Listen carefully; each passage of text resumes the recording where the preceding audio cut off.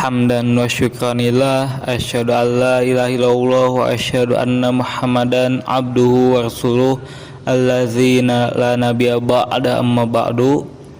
Kembali lagi bersama saya Muhammad Lengki Setiawan, jurusan Ilmu Hadis dari kampus STAI Persis Garut, yang mana sekarang saya akan melanjutkan pembacaan buku Sejarah Islam yang Hilang karya Firas Al-Khatib bab 4, yang mana bab 4 ini berjudul Pendirian Negara Islam. Terbunuhnya Ali di tangan Khawarij dan naiknya Muawiyah menjadi khalifah menandai akhir era yang biasa disebut Khulafaur Rasyidin. Bentuk pemerintahan dan masyarakat Islam berubah secara mendasar selama 19 tahun pemerintahan Muawiyah, sejak tahun 661 hingga 680 Masehi. Berkuasa saat perpecahan dan kekacauan menguasai Mesir sampai Iran. Keahlian dan kompetensi politik Muawiyah membantu mencegah dunia Islam jatuh ke dalam anarkisme total, yang karenanya mungkin tak bisa bangkit lagi. Tetapi pada saat yang sama, beberapa kebijakan dan tindakannya cukup kontroversial sehingga menjadi dasar perpecahan terbesar dalam dunia Islam sekarang. Kekuasaannya menandai awal kekhalifahan Umayyah ketika suksesi khalifah diputuskan berdasarkan keturunan dan tetap berada dalam keluarga Umayyah sampai 750 Masehi. Kemudian digantikan oleh keluarga tua di Mekah yang lainnya, Abbasiyah. Selanjutnya Muawiyah. Meskipun sudah ada usaha lewat arbitrase, solusi nyata bagi perselisihan antara Ali dan Muawiyah tak pernah terjadi. Tahun terakhir kekhalifahan Ali ditandai perpecahan de facto antara kekuasaan Muawiyah dan Ali. Tetapi dengan wafatnya Ali, Muawiyah bebas memperluas kekuasaan di wilayah-wilayah yang sebelumnya setia kepada Ali dan menyatukan dunia Islam di bawah perintahnya. Mungkin ia memang satu-satunya orang yang saat itu mendapat dukungan untuk mengelola tugas monumental semacam ini. Ia sangat populer di Suriah, provinsi yang dipimpinnya sebagai gubernur selama 20 tahun sebelum mulai menjadi khalifah. Pasukan Suriah menjadi tulang punggung kekuatan militernya. Akan tetapi ia tetap mempunyai musuh, terutama di Irak. Di sana berkembang pandangan umum yang cenderung memilih kekhalifahan diwariskan kepada anak Ali yang bernama Hasan.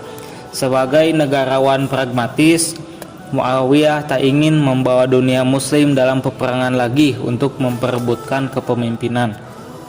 Jadi, alih-alih memobilisasi pasukan untuk menghancurkan oposisi dengan kejam, ia menegosiasikan perjanjian dengan anak Ali. Hasilnya, Hasan akan menyerahkan seluruh klaim kepemimpinan dan menghabiskan hidup untuk kegiatan ibadah dan ilmu pengetahuan di Mekah.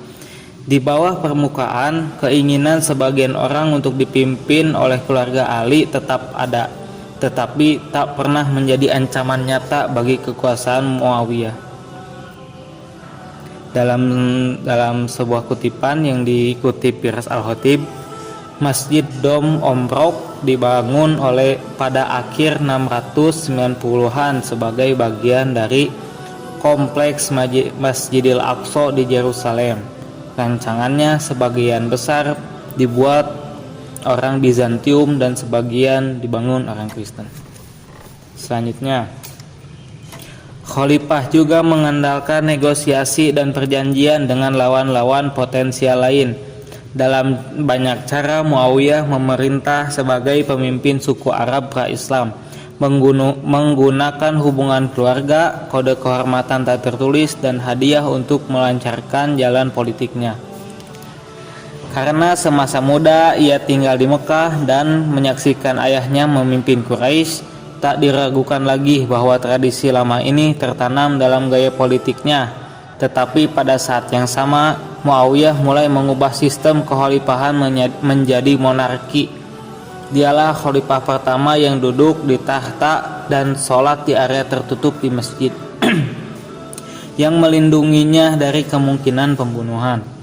Ia tak lagi mengikuti jejak sederhana dan bersahaja seperti keempat khalifah pertama, malahan budaya keluarga raja dan istana yang sebelumnya mewarnai kekaisaran Roma dan Sasanid menjadi bagian kekhalifahannya.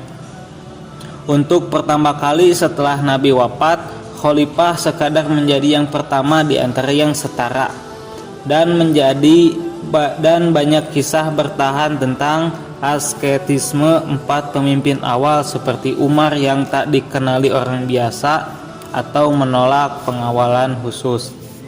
Muawiyah menjembatani kekhalifahan sederhana sebelumnya dan monarki sesudahnya.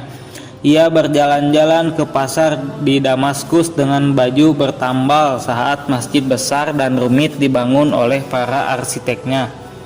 Sebagai upaya untuk mengurangi tekanan perpecahan politik di antara muslim, Muawiyah memilih fokus untuk memperluas batas-batas kekhalifahan. Ini mengingatkan akan sosok Umar yang fokus terhadap ekspansi keluar setelah perang dalam negeri di Perang Tabuk. Muawiyah mengirim pasukan untuk meneruskan perang melawan Kekaisaran Bizantium di darat dan di laut. Pulau penting seperti Rhodes dan Kreta di Laut Aegea diduduki oleh angkatan laut yang didirikan Utsman. Didukung kemenangan ini, untuk pertama kali pasukan muslim mampu mengepung Konstantinopel, ibu kota Bizantium. Kota legendaris ini dipandang penting sejak hari-hari awal Islam, saat Nabi menjanjikan bahwa akhirnya pasukan muslim akan menaklukkan kota yang jauh dan seolah tak tertembus. Salah satu sahabat Nabi yang gugur adalah Abu Ayyub Al-Ansori yang sudah tua. Dia terkenal karena memberikan tempat menginap saat Nabi memasuki Madinah. Ia dikubur di dekat dinding Konstantinopel dan hampir 800 tahun kemudian akan menjadi legenda penuh mitos bagi pasukan Ottoman yang akhirnya mampu menguasai tembok Konstantinopel. Ekspansi juga berlanjut ke Afrika Utara, tempat Bizantium masih memiliki kendali atas wilayah barat Libya modern. Lingkaran Umayyah yang mengendalikan daerah barat Mesir adalah Uqbah bin Nafi, sahabat Nabi yang berasal dari Mekah. Pada 670 Masehi, ia diperintahkan untuk maju ke Bizantium Afrika sehubungan dengan kemajuan yang menjalar masuk ke wilayah Bizantium di Aegea. Pasukan Uqbah terdiri atas 10.000 tentara berkuda yang didukung sejumlah besar suku lokal Berber yang baru saja masuk Islam. Karena Bizantium terlena dengan medan pertempuran lain, Uqbah bisa maju tanpa perlawanan untuk masuk ke Tunisia modern. Di sana ia membangun kota garnisun Koirawan. Ternyata ancaman utama bukanlah kekuatan Bizantium, melainkan suku Berber lokal yang menahan diri secara perlahan sebelum pergerakan ke barat dapat dilakukan. Setelah periode pendek dari 675 sampai 680 Masehi, saat kedudukannya sebagai gubernur Ifriqiya atau provinsi Afrika dicopot, Uqbah melanjutkan serangan ke barat. Menjelang tahun 680 Masehi, pasukan Umayyah sudah cukup siap untuk berangkat melakukan penaklukan serius, melintasi daerah Tunisia, Algeria, dan Maroko modern yang umum disebut Maghribi ke Samudra Atlantik. Peran Uqbah dalam penaklukan ini akan menjadikannya legenda bagi penduduk Muslim Afrika Utara. Setelah meninggalkan Qairawan pada 680 Masehi, pasukan Uqbah melaju tanpa perlawanan sepanjang dataran tinggi gurun di selatan pegunungan pesisir sepanjang Mediterania.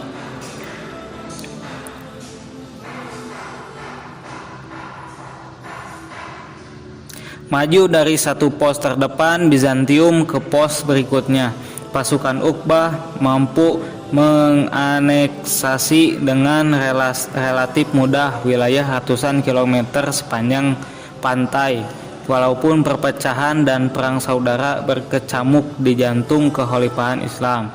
Salah satu penjelasan yang mungkin tentang penaklukan yang tampak menakjubkan ini adalah perbedaan bahasa, budaya, dan agama antara Berber Afrika Utara dan penguasa Bizantium. Orang Bizantium yang memerintah Afrika Utara berbeda jauh dari orang Berber yang mereka kuasai. Suku Berber adalah manusia gurun, lebih dekat dengan orang Arab yang tiba pada tahun 600-an daripada orang Latin dan Yunani kota yang telah berabad-abad memerintah wilayah tersebut. Bahasa mereka tak punya kesamaan dengan bahasa Yunani yang digunakan dalam pemerintahan.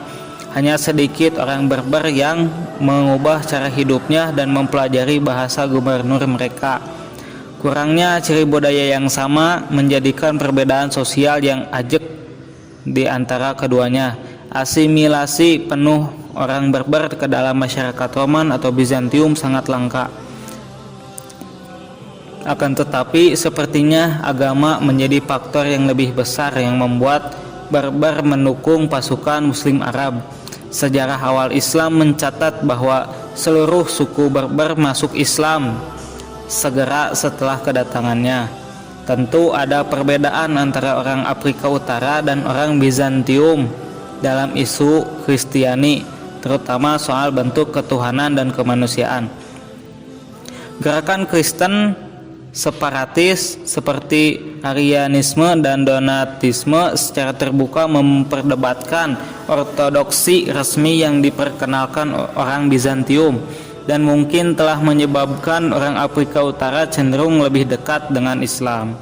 Tetapi walau tak segera masuk Islam seperti diklaim penulis sejarah terdahulu, suku Berber pasti punya alasan praktis untuk bangkit melawan Bizantium bersamaan dengan kedatangan pasukan Muslim.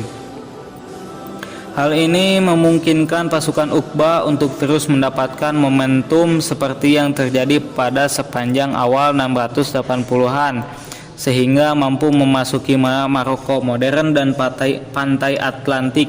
Kata-kata legendaris yang terucap saat dia mengendarai kudanya memecah ombak samudra menunjukkan sifat religius yang mendalam pada penaklukannya, yang mana kata-kata tersebut adalah, "Ya Allah, jika laut ini tidak menahanku, aku akan melintasi daratan seperti Alexander Agung, mempertahankan agamamu dan memerangi orang kafir." Begitu seperti kata Uqbah. Benar atau tidaknya ia mengucapkan kata-kata itu tak sepenting gambaran heroik yang muncul dalam pikiran berbagai generasi pemimpin militer yang akan membangkitkan Islam Maghrib atau Islam Barat. Selanjutnya, konflik suksesi. Meskipun berhasil menyatukan dunia Islam setelah kekacauan pada masa Khalifah Ali, ada satu keputusan Muawiyah yang menjadikannya sebagai karakter kontroversial dan mengubah bentuk pemerintahan Islam selama 1300 tahun berikutnya. Ia menunjuk Yazid, anaknya, sebagai penerus tepat sebelum wafat dan menuntut sumpah setia dari orang-orang terkemuka di Damaskus. Ahli sejarah Islam sepanjang waktu berspekulasi mereka reka alasan Muawiyah melakukan hal tersebut, terutama mempertimbangkan oposisi terhadap Yazid. Tetapi mengingat konteks historis pada masa Muawiyah, kita mudah memahami mengapa terjadi perubahan ke sistem keturunan. Masa Muawiyah menjadi khalifah menunjukkan penekanannya pada kesatuan dan keharmonisan politik. Setelah pergolakan politik pada masa Khalifah Ali, tantangan utama Muawiyah menjaga dunia Islam berpadu di bawah satu pemerintahan. Walaupun ia sukses besar, tak ada jaminan seluruh khalifah berikutnya mampu memanfaatkan ancaman luar atau manuver politik untuk meminimalkan perpecahan internal. Dengan demikian, Muawiyah merasa bahwa satu-satunya cara untuk melindungi persatuan dan keharmonisan sosial adalah dengan memotong kemungkinan perang suksesi dan menjadikan kekhalifahan berdasarkan keturunan. Akan tetapi, seperti yang telah terjadi, pemilihan Yazid bukanlah tanpa kontroversi. Tak seperti ayahnya, Yazid belum pernah mengenal langsung Nabi dan tak memiliki aura yang terlihat pada para sahabat. Selain itu, ada rumor yang beredar di kota suci Mekah dan Madinah tentang kehidupan Yazid yang penuh dosa. Alkohol, gadis penyanyi, dan kemewahan berlebihan mengiringi kehidupan Yazid.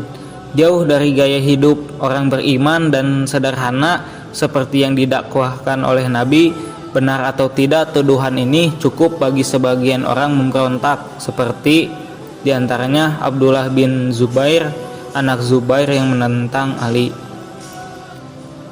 Permasalahan bertambah pelik karena sebagian orang di Irak ingin menyaksikan keturunan Ali mendapatkan gelar khalifah di dunia Islam. Hasan, anak tertua Ali, sudah wafat di Mekah pada masa pemerintahan Muawiyah, maka dukungannya pun jatuh kepada tangan Husain, yaitu adiknya. Cucu Nabi ini tertarik dengan kota Kufah di Mesopotamia karena janji dukungan penduduknya, menentang saran Abdullah bin Zubair yang memperingatkannya bahwa orang Irak akan membelot begitu ada kesempatan. Husain bersiap mendirikan basis di Irak pada tahun 890 Masehi agar dapat menentang Umayyah di Suriah, seperti yang dilakukan ayahnya 25 tahun yang lalu. Saran Abdullah terbukti tepat. Penduduk Kufah melepaskan dukungannya kepada Husain bahkan sebelum ia sampai. Yazid telah mengirim gubernur baru ke kota tersebut untuk membasmi setiap oposisi dan memastikan penduduk tidak bangkit memberontak melawannya. Tampaknya aksi unjuk kekuatan Yazid telah mendesak penduduk kota untuk mengingkari janji dukungannya kepada Husain. Padahal Husain mengandalkan dukungan tersebut dan bepergian ke Kufah hanya dengan sekitar 70 anggota keluarga dan sahabat. Hampir tak mungkin punya kekuatan untuk menggulingkan Yazid. Di padang Karbala yang berjarak sekitar 80 km di utara Kufah, Husain dikepung oleh kekuatan Yazid yang kemudian membunuh dia dan pengikutnya. Perang Karbala nantinya menjadi salah satu legenda tentang pendirian aliran baru yang berbeda, yaitu Syiah. Pemberontakan Abdullah bin Zubair tak lebih baik hasilnya. Setelah membunuh Husain, masyarakat di dunia Islam umumnya mendukung perlawanan terhadap pemerintahan Umayyah. Lagi pula Husain adalah cucu kesayangan Nabi. Pembunuhan keturunan Nabi mengejutkan banyak pengikutnya yang soleh.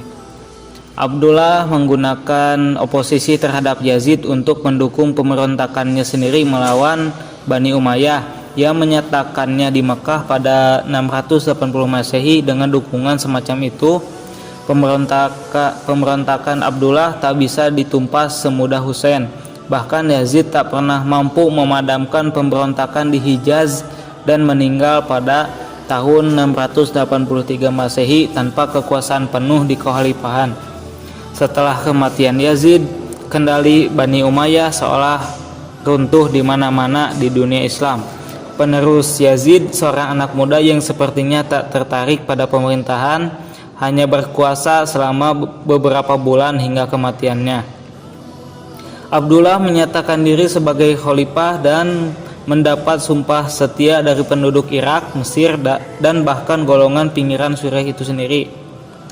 Akan tetapi melalui perpaduan antara politik kesukuan dan pertempuran terbuka, Bani Umayyah mampu mengambil alih kendali kekhalifahan di bawah Marwan, salah satu keponakan Muawiyah.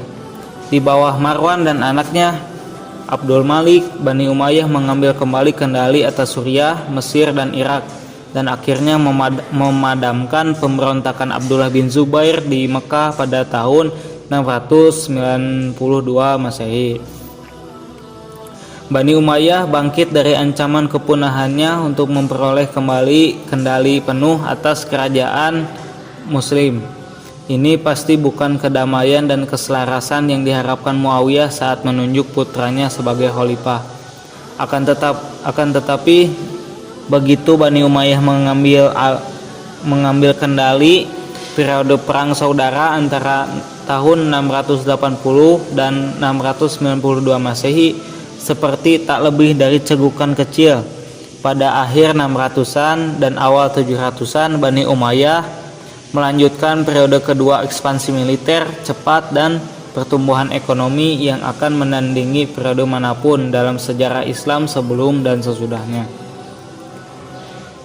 Fakta bahwa Bani Umayyah menaklukkan sebagian besar Liberia hanya dalam waktu 4 tahun dalam beberapa ribu prajurit menandakan bahwa mereka mendapat dukungan dari penduduk lokal.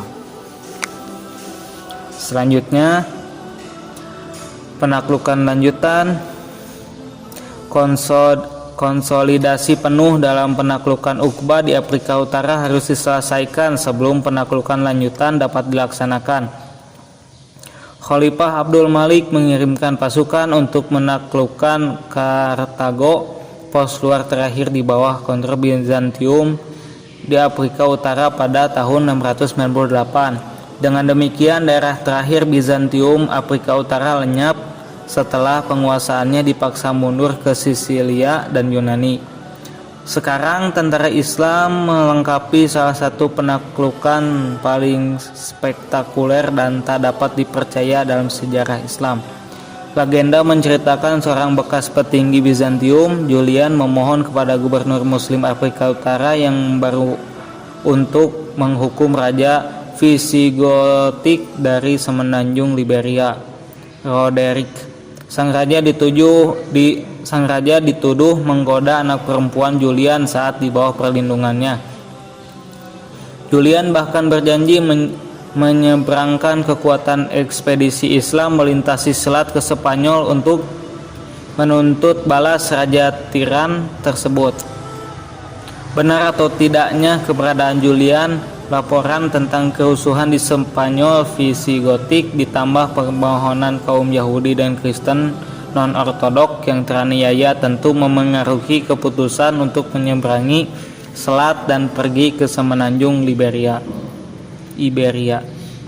Musa bin Nusair, gubernur Umayyah untuk daerah Maghribi atau Barat, lalu mengirim pasukan di bawah komando Tariq bin Ziyad, seorang Berber yang masuk Islam.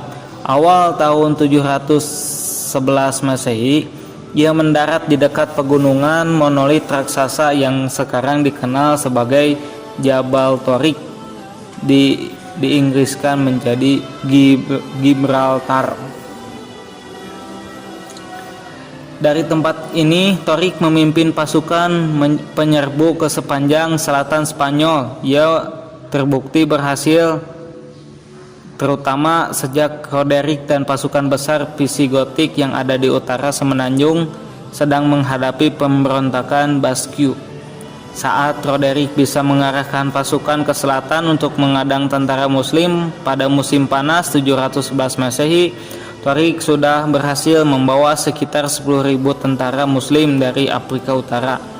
Dalam perang Guadalete yang menentukan, pasukan Tariq berhasil menghancurkan kekuatan Roderick yang pasukannya mengalami penurunan kesetiaan akibat perjalanan melelahkan untuk melawan penyerbu Muslim. Roderick sendiri terbunuh dalam pertempuran dan kelemahan mendasar kerajaan Visigotik langsung kentara. Kendali pusat runtuh di seluruh semenanjung. Tariq terus bergerak untuk menguasai ibu kota tua Toledo lewat pertempuran selama beberapa bulan, dan tak lama sesudahnya kota-kota pun mulai berjatuhan ke tangan Muslim. Atasan Tariq, yaitu Musa, juga menyeberang ke Spanyol untuk membantu penaklukan yang sedang berlangsung. Torik adalah penakluk dan Musa adalah konsolidator. Saat kekuatan ekspedisi pimpinan Torik menguasai kota-kota jatuh ke utara hingga lembah Ebro, pasukan Musa yang lebih besar melanjutkannya untuk menerapkan hukum Islam penuh di wilayah taklukan dan membentuk pemerintahan sipil. Sejak tahun 711 hingga 719 Masehi, Torik dan Musa mampu menjadikan sebagian besar wilayah semenanjung di bawah kendali Umayyah. Penaklukan wilayah seluas itu yang seolah mustahil melibatkan pasukan dalam jumlah relatif kecil, tak lebih dari 10-20 ribu tentara. Ini mengingatkan kita akan penaklukan Afrika Utara tepat satu generasi sebelumnya. Banyak pemeluk Islam baru di India merupakan penganut agama Buddha dan anggota kasta rendah yang tertarik dengan sifat kesetaraan dalam Islam. Penyerbuan lebih lanjut ke selatan masuk ke Galia awalnya terbukti sukses seperti penaklukan Spanyol. Penaklukan Muslim berhasil maju sampai bagian selatan Perancis modern, menerapkan aturan Islam di Aquitaine dan Septimania pada 720 Masehi. Puncak invasi Islam ke Galia terjadi pada 732 saat pasukan di bawah gubernur Muslim Andalusia Abdurrahman al-Ghafiqi dikalahkan pasukan Franks yang dipimpin Charles Martel di perang Tours utara Prancis. Arti penting pertempuran ini menjadi bahan perdebatan para ahli sejarah. Sebagian berpendapat bahwa kemenangan Islam akan membuka jalan pada penaklukan penuh Eropa dan perpindahan agama ke Islam pada 700-an.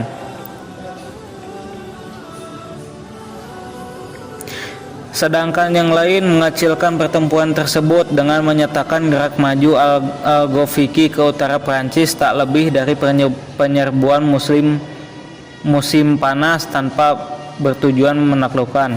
Penting atau tidaknya pertempuran itu masih bisa diperbantahkan, tetapi kita menyoroti implikasi penerapan hukum Islam di Perancis dan sekitarnya bagi sejarah Eropa pada abad pertengahan. Ekspansi Umayyah awal abad ke-8 menjadi luar biasa karena tak terbatas pada Afrika Utara dan Spanyol. Secara bersamaan di sisi yang sebaliknya dari kerajaan, pasukan Umayyah bergerak maju menuju daerah tak dikenal yang bahkan pasukan Alexander pun tak berani mendatanginya. Pendorongnya adalah kapal dagang Muslim yang kembali dari Ceylon, Sri Lanka sekarang, usai diserang bajak laut yang bermarkas di pojok barat Laut India, Sindh. Saat pemimpin kerajaan Sindh, Raja Dahir menolak mengembalikan tawanan Muslim yang ditangkap dari kapal, pasukan Umayyah kembali ditugaskan untuk memperluas batas-batas kerajaan di bawah komando Muhammad bin Qasim, anak muda yang berasal dari suku Thaqif di Taif, kota yang sama dengan yang menurut cerita tradisi Islam tak dihancurkan Nabi Muhammad SAW. Walau masih remaja, Ibnu Qasim terbukti mampu menjadi pemimpin di bawah pengawasan Hajjaj bin Yusuf, gubernur Irak. Bersama 6.000 tentara Suriah, ia dikirim melintasi Persia dan masuk anak benua India pada 711 Masehi. Tahun yang sama saat Tariq bin Ziyad masuk ke Spanyol, setelah mereka mencapai sungai Indus, beberapa komunitas kecil menyerah karena dijanjikan kebebasan beragama. Dibantu pejabat kuil Buddha, pasukan Muslim menguasai setiap kota dengan perlawanan relatif kecil. Akhirnya pasukan Ibnu Qasim bertemu Raja Dahir dalam peperangan di sepanjang sungai Indus. Dibantu penduduk lokal yang tak puas dengan kekuasaan Dahir, pasukan Muslim mampu menghancurkan pasukan Sindhi. Dahir sendiri terbunuh dalam pertempuran. Gajah perangnya tak bisa mengandang anak panah api yang dilontarkan pasukan Muslim. Seperti di Spanyol, kekalahan dalam perang utama dan kematian raja mengakibatkan keruntuhan pemerintahan setempat secara total. Pasukan Muhammad bin Qasim menyapu bersih sisa-sisa perlawanan dan menegakkan hukum Islam di Sindi. Sebagian India pun segera berada di bawah kekuasaan Muslim, walaupun akan butuh waktu berabad-abad sebelum kelompok Muslim mampu menegakkan kendalinya lebih jauh di anak benua tersebut. Bagi masyarakat Sindi, penaklukan Islam tidak mengubah kehidupan sehari-hari terlalu banyak. Berdasarkan nasihat atasannya di Irak, Ibnu Qasim memberikan kebebasan beragama bagi umat Buddha dan Hindu seperti yang diberikan kepada umat Kristen dan Yahudi di tempat lain dalam dunia Islam. Oleh gubernur Muslim yang baru, kuil dan patung yang dihancurkan dalam pertempuran boleh dibangun kembali. Sesekali lagi, persyaratan longgar yang ditawarkan pihak Muslim hanya menimbulkan sedikit ketidakpuasan atas hukum Islam dan keharmonisan sosial. Pada pertengahan 700-an, Kekhalifahan Umayyah membentang dari Spanyol sampai India dan menjadi kerajaan terbesar di dunia hanya dalam waktu 100 tahun setelah gerakan Islam dimulai di pegunungan Mekah. Walaupun ekspansi dan penaklukan biasanya menjadi tanda pemerintahan yang kuat dan cakap, rencana untuk mengakhiri dinasti Umayyah tengah disiapkan saat pasukan Umayyah menuju wilayah yang tak dikenal. Sementara pemberontakan lain melawan Umayyah gagal. Kali ini pemberontakan akan berhasil karena memanfaatkan banyaknya kelompok etnis yang berbeda yang berada di bawah kontrol Islam dan merasa tidak puas dengan kebijakan sosial Umayyah. Ekspansi yang cepat berarti semakin banyak penduduk non-muslim yang berada di bawah kendali muslim.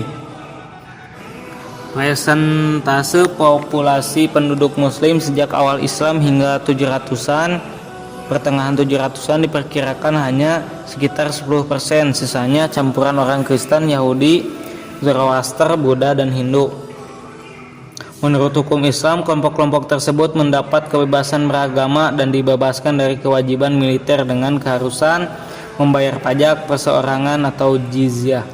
Sebaliknya, umat muslim hanya dikenai pajak tanah dan zakat, pajak wajib yang akan dibagikan kepada orang miskin. Walaupun biasanya lebih kecil dari pajak Bizantium atau Sasanid pra-Islam, jizyah masih lebih tinggi daripada pajak yang dibayarkan orang muslim.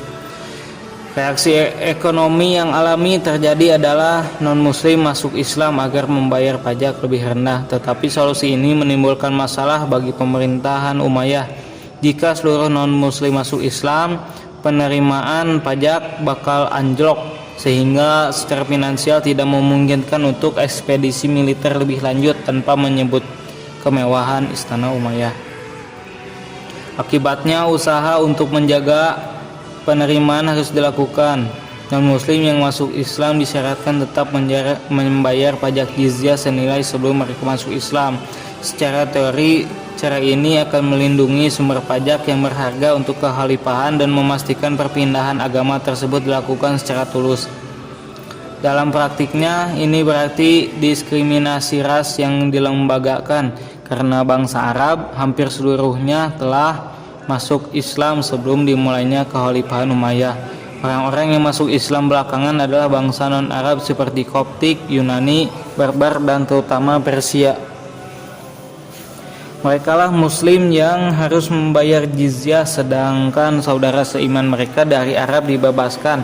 Tujuan Umayyah mungkin hanya melindungi sumber pajak mereka, tetapi kebijakan ini akhirnya berkelindan dengan aspek rasial, membuat komunitas non-Arab tetap berada di lapisan bawah masyarakat sedangkan Arab merangkak naik.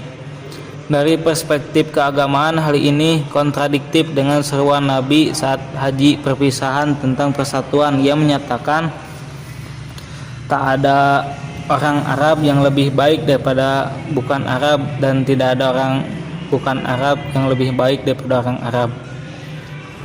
Sebuah upaya pernah dilakukan Khalifah Umar bin Abdul Aziz untuk membatalkan kebijakan pajak yang tak islami selama masa kekuasaannya dari 717 sampai 720 Masehi. Walaupun reformasi ini sangat populer di kalangan non-Arab, ia tak percaya oleh keluarganya sendiri dan diracun Bani Umayyah hanya 2 tahun setelah berkuasa. Orang-orang Islam berikutnya memberi gelar kehormatan kepada Umar II sebagai Khulafaur Rasyidin kelima karena reformasi bernapaskan agama yang ia lakukan, tetapi pada akhirnya kekuasaannya tak lebih dari sekadar gangguan kecil bagi kebijakan Umayyah. Dengan semakin meningkatnya jumlah non-Arab yang masuk Islam, ketidakpuasan akan kebijakan pajak yang tak setara pun berkembang. Menunggangi gelombang ketidakpuasan ini, keluarga tua lain dari Mekah bangkit untuk mengambil alih kekhalifahan Bani Abbasiyah. Selanjutnya, revolusi Bani Abbasiyah. Bani Abbasiyah mendapatkan namanya dari paman Nabi, Abbas, yang menjadi kepala keluarga klan tersebut.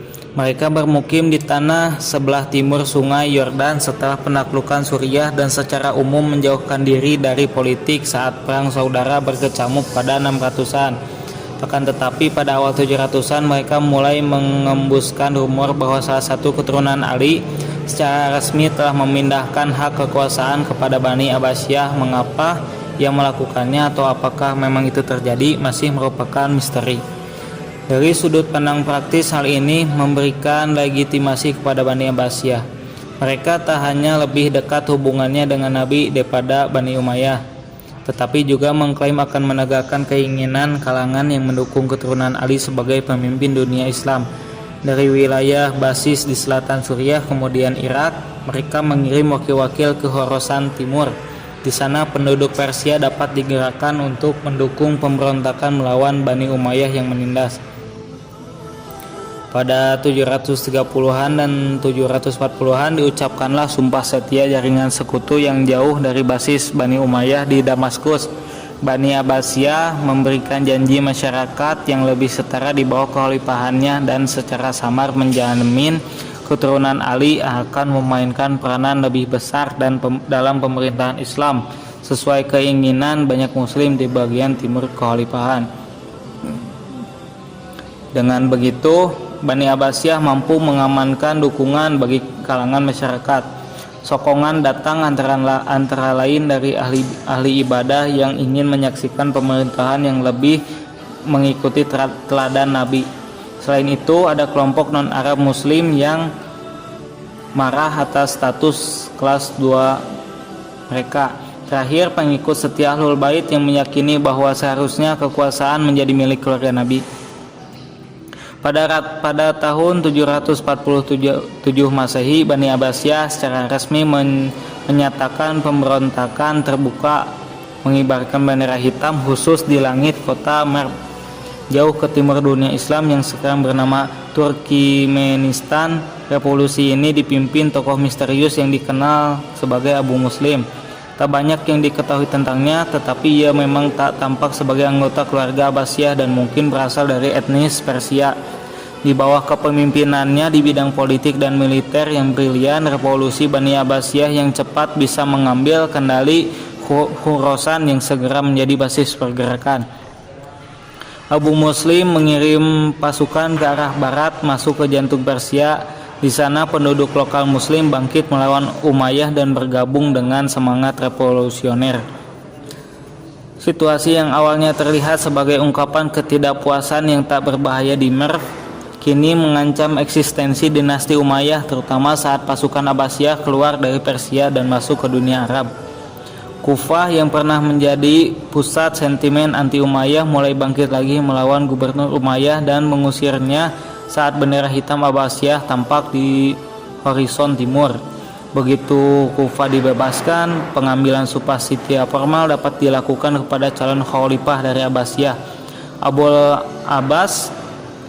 Revolusi ini punya tujuan jelas, dukungan luas dari seluruh Persia, kemudian seorang pemimpin yang menyatukan semuanya.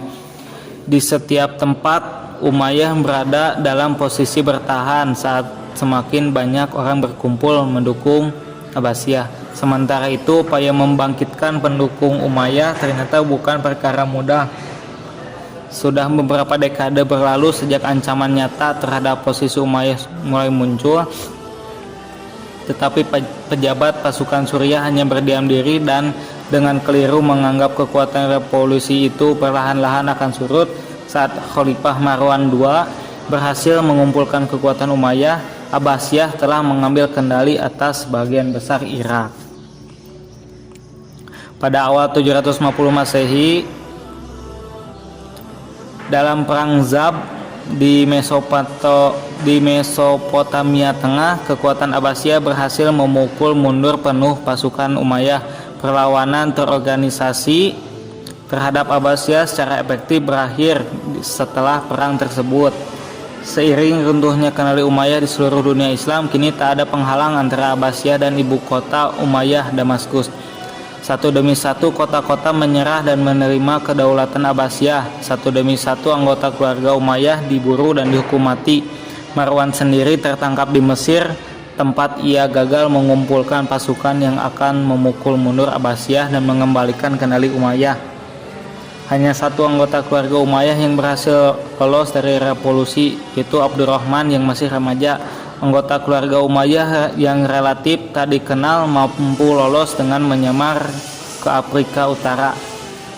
Ia dikejar-kejar pasukan Abbasiyah dari Palestina ke Mesir sampai Maghrib dan hanya dikawani oleh budak yang pernah bekerja untuk keluarganya.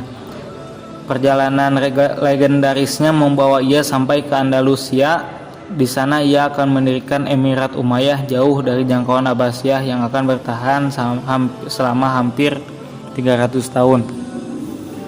Selanjutnya, Kekhalifahan Abbasiyah.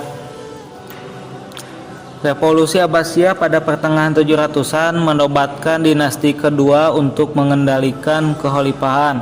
Pemerintahan tersebut didasari gagasan untuk membangun pemerintahan yang lebih sejalan dengan teladan Nabi, menyediakan tempat yang lebih pantas bagi non-Arab dalam masyarakat, dan memberikan sejumlah peran kepemimpinan bagi keturunan Ali.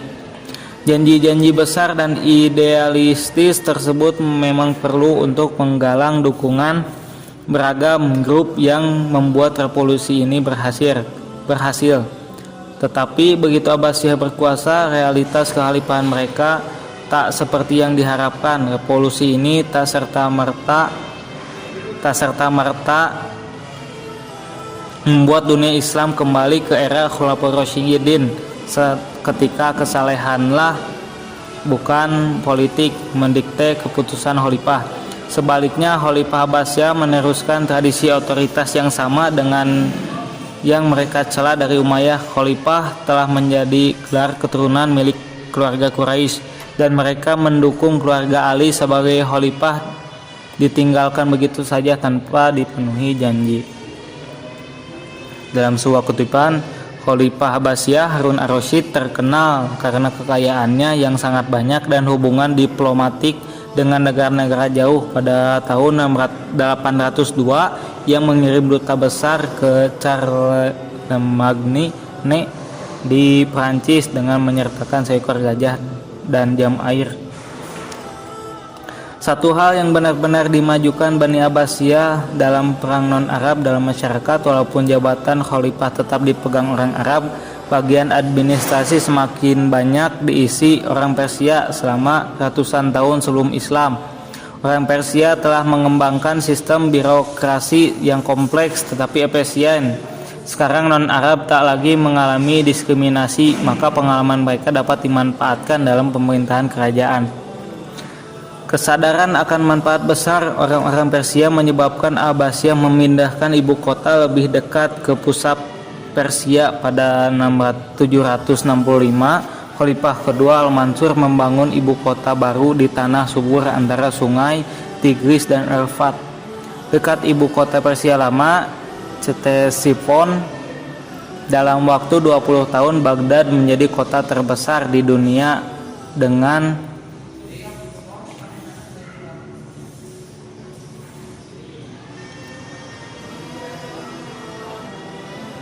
Baghdad menjadi kota terbesar di dunia dengan penduduk lebih dari 1 juta jiwa. Pusat kerajaan Islam akan menjadi kota metropolitan, tempat pemerintahan, ilmu pengetahuan dan seni saling beririsan. Pemahaman yang tepat tentang pencapaian masa Abbasiyah takkan muncul dalam bentuk eksploitasi militer dan penaklukan tempat-tempat jauh seperti halnya Umayyah. Bahkan ekspansi keluar sesungguhnya berhenti saat Abbasiyah berkuasa. Serangan musiman melintasi perbatasan Bizantium tetap berlanjut, tetapi persiapannya tidak matang. Di barat, perang Tours pada 732 Masehi dalam masa Umayyah menyebabkan berhentinya ekspansi Muslim ke Eropa dan konsolidasi kekuatan di Andalusia menjadi fokus utama pengungsi Umayyah yang mengontrolnya. Di timur hanya ada sedikit tambahan keuntungan yang dihasilkan dalam serangan ke Asia Tengah. Orang-orang Turki yang menyebar ke dataran Asia Tengah tak menyosong peradaban Islam lewat penaklukan, tetapi melalui migrasi ke jantung dunia Islam pada 800-an dan 900-an. Era penaklukan militer Muslim telah berhenti selamanya, tetapi era penaklukan intelektual Muslim siap dimulai. Mungkin sekian yang bisa dibacakan dalam bab 4. Semoga bermanfaat. Assalamualaikum warahmatullahi wabarakatuh.